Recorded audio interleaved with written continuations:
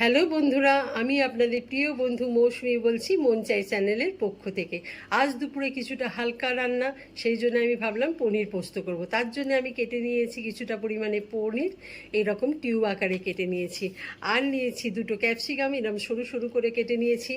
আর বাটিতে রয়েছে কাজু, কিশমিশ, দুটো কাঁচা লঙ্কা আর কিছুটা জেকে পোস্ত। আমি কড়াইতে দিয়ে দিয়েছি কিছুটা পরিমাণে সাদা তেল। তেলটা গরম হতেই আমি দিয়ে দিলাম ক্যাপসিকাম কুচোগুলো।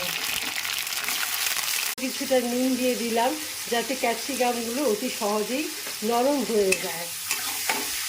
ক্যাপসিকামটা আমার হালকা ভাজা হয়ে গেছে। এরপর আমি কেটে রাখা পনিরগুলোকে এর মধ্যে দিয়ে দিচ্ছি। একদম হালকা করে ভাজবো এটা।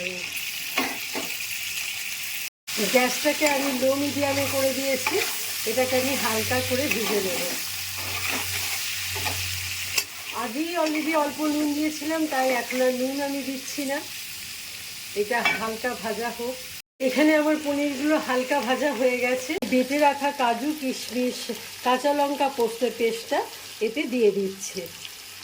1 চা চামচ চিনি দেব। আগে নুন দিয়েছিলাম, তাই এখন অল্প পরিমাণে নুন দেব।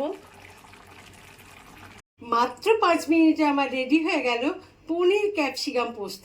আর দেখো কি সুন্দর দেখতে হয়েছে। আর তোমরাও চটজলদি বানিয়ে নাও এই পনির ক্যাপসিকাম পোস্তটা। আর ভিডিওটা ভালো লাগলে প্লিজ একটু লাইক ও সাবস্ক্রাইব করে পাশে থাকার চেষ্টা করো। Thank you.